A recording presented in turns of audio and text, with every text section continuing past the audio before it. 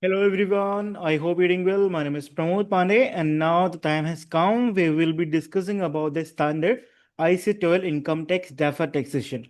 In this standard, you probably would be having some sort of a requirement in context of the tax, right?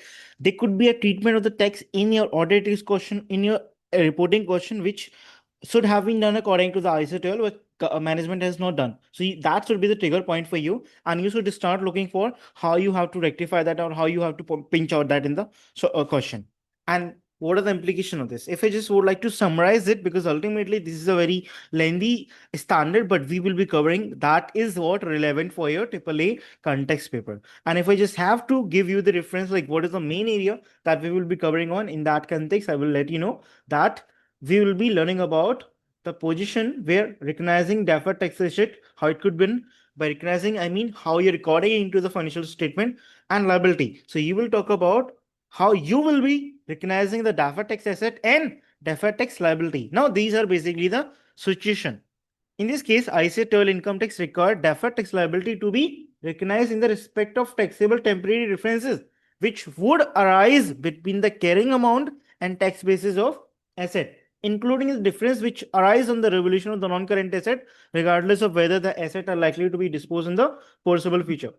According to the ICA 12 income tax, a deferred tax asset is recognized for the unused tax loss carry forward or unused tax credit if and only if it is considered probable that will be sufficient future taxable profit against which the losses credit the lesser credit carry forward loss can be utilized. So these are basically the brief that you need to take care about. If you would able to remember yourself the point that we have discussed currently, I think that would be more than enough for you to deal with the standard or the very particular knowledge that you need to know for the income tax, that is an ICA 12 for your AAA paper.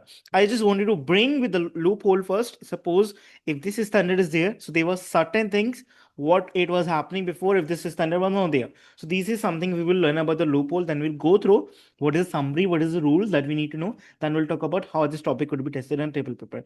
Although what I have discussed currently, these two paragraph is nothing but a definition how certain thing could be tested. But again, I just wanted to get you through from the starting, and that's why we will be starting with the income tax. They're the two things which you need to take care about before you learn or get started, right? Now there are two in income tax ICA 12. Now the income tax is basically the tax which is there on a income. Whatever the tax thing that are there in a financial accounting has to deal with the standard known as ICA 12. Is it clear? Now the tax is of the two types. The one is current tax, other would be deferred tax. Current tax is basically the tax that company has to pay on the profit the company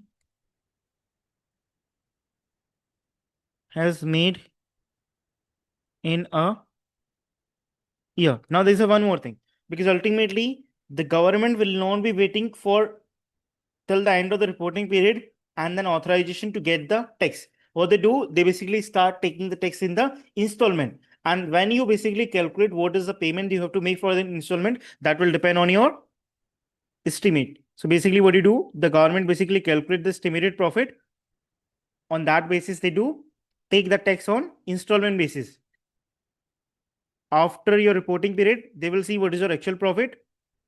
On the basis of the actual profit, what tax the company has to pay and what you have paid from the installment, whatever the excess and lower is need to be basically paid on, and that will become your overpaid or underpaid. Okay. That is all concept that you need to know for your income tax. That isn't part of the current tax, right? Now we'll talk about the deferred tax. Now deferred tax is basically not in tax exactly, but this is an adjustment that we have to do for tax. Because ultimately, if there would be anything which is happening right now, if there would be anything which is happening right now, it should generate a tax for right now. If there is anything which is not happening right now, and if that is creating a tax for right now, you have to adjust that tax in that particular year for that it's supposed to be. So we are just doing nothing but in making an adjustment so that tax can go to that year to that to for the from that year that they belongs to. Is it clear? This is what the deferred taxation is about. if we just go through the definitions which are out there, and before that, if we just begin with the story, I think that will help you out further. So imagine there is a company, the Tech World Limited. If it is a limited company, so it is in private or public company. This is something the question to you. Imagine the Tech World Limited, a technology company. They have a revalue their building during the year. So during the year, they have a revalue the building. The revalue of the building, it does mean the fair value which is of the building has come out to be the $1,000+ that the value which is given in their carrying value. Is it clear? Now, they also made a tax losses of 50,000. For accounting, depreciation is a straight line, but for tax, accelerated depreciation is possible. So these are the certain things like what is this all happening? Because in tax, you do not have any depreciation. You do have a capital allowances. Is it clear? What is in current tax rule? What is a deferred tax rule? These are certain things which are out there. Now, a student do often confuse like what and how the things will be settled off. Like what is basically the process to deal with all of these things? To deal with all of these things, ICAT 12 comes into place and they basically gives answer to this question. Okay, these are the question you probably would need to understand. These are the loophole. When you would start thinking why this question were there, what the answer could have been there, this is what the stop point, this is what the loophole which has been created.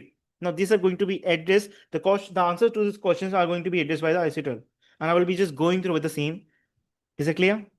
Now, scope of the standard. ICAT covers both the current asset and deferred taxation, but in a AAA paper, your deferred tax is the most examinable. And although we have done with the current tax asset knowledge, current tax knowledge, which is something you probably would be knowing on, and that is something I've done. But in your AAA paper, that comes very frequently is about deferred tax and how you're recognizing the deferred tax and all those things, right? Now, deferred tax basically arise when there isn't temporary differences. When there isn't temporary differences, when there isn't temporary differences between the carrying amount of the asset and the tax basis. Now, what are these two things? So basically, the deferred tax, the deferred tax arise because of the two things. When there's a difference between the two things, the taxable profit and the accounting profit. Now, taxable profit is basically the profit on which the government is going to calculate the tax. The government has calculated the profit on which the government is going to charge the tax is going to be known as a taxable profit.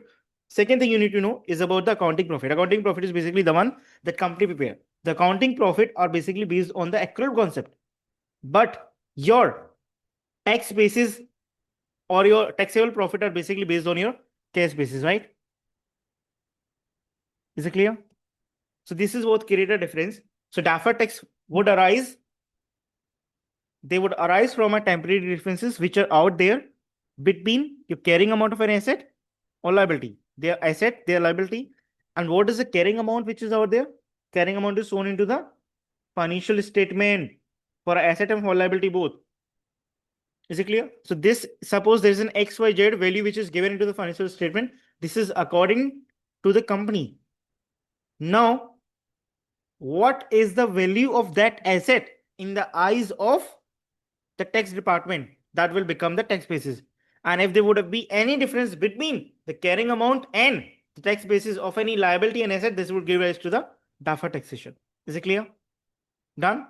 Suppose we were talking about this revolution example. I think that will be helpful for you. And if I just being very vocal about this, I think that can help you and can give you the insightful what I'm talking about. So suppose there's in this property, there's in this property which has been revalued by, kitne se? This is going to be revalued by